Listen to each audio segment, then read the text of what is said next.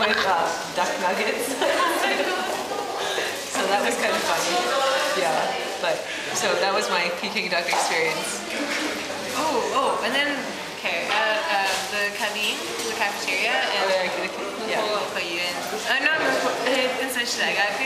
there's this cabine, and we usually go for lunch. And Yeah, we usually go for lunch there. Yeah, and they serve like a lot of different dishes, and one of the things they have is the chashu don, which is like,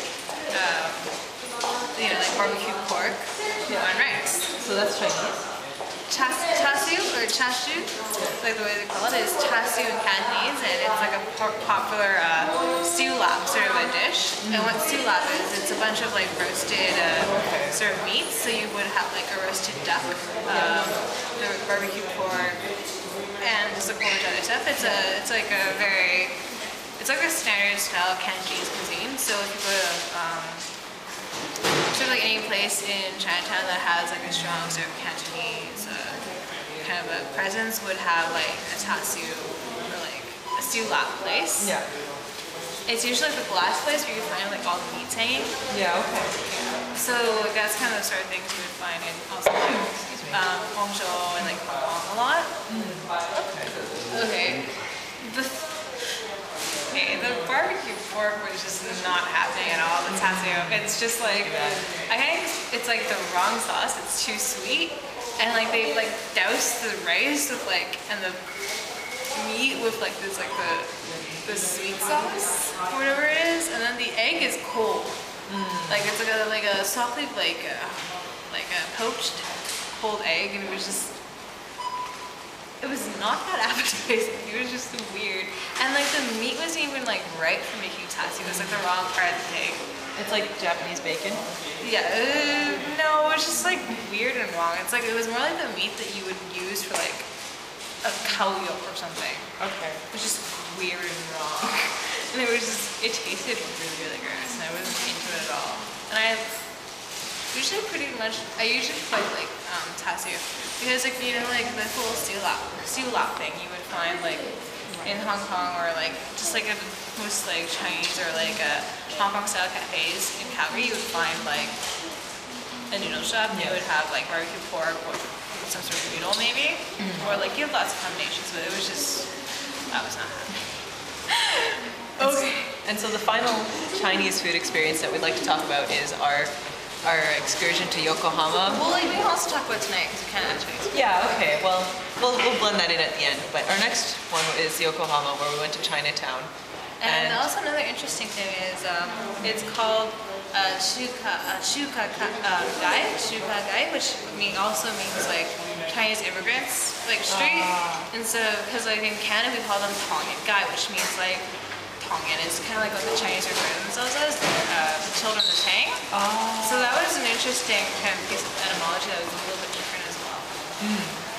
So the only Chinese food I really had at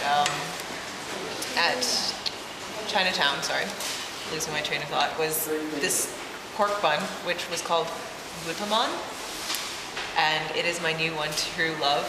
I just loved it so much.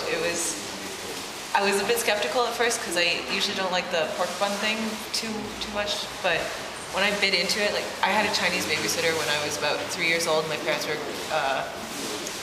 at the University of Saskatchewan and both full-time students, so I had a lot of babysitters, most of which were Chinese because their husbands were all studying at the university.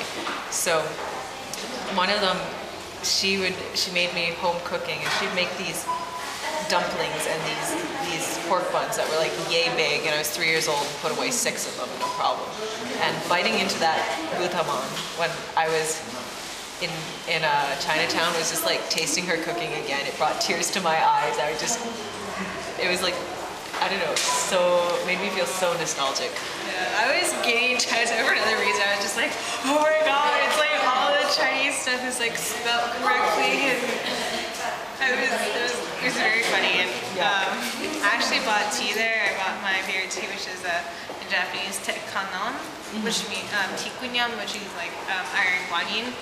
And the thing in Chinatown that's different, like in Tokyo, is that all the restaurants are called like a zauga, a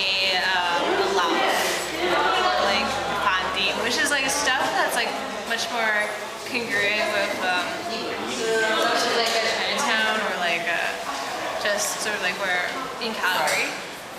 And okay, I had the Sangjin Bao, which in okay, I think I heard the person said Mandarin. It's like Xinjin Bao, Bao. So it's My like Mandarin is really rusty. so it literally means like a raw, like fried bun, like. Okay.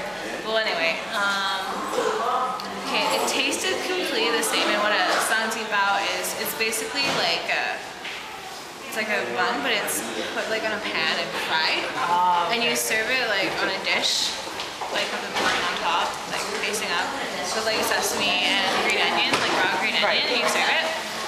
Okay. In the Chinatown, they served it like sides up, like almost bottoms up, and then they poured like a ginger, sort of like a gingery, salty kind of sauce on top, which is actually stuff we do have in China, and like Yeah. in Calgary we do use. Just like Not on it's, that. it's more like a side dish, like a side, like maybe if you want to dip, you can. Instead of okay. there is no choice for you to taste this. And then they like, put like the green onion and like the sesame on top, and it tasted the same, but the bun wasn't like, it was too soft, which is like the same thing that you find with a lot of Japanese bread. It's too soft. Yeah. It's supposed to be like a Have a little, little give to it.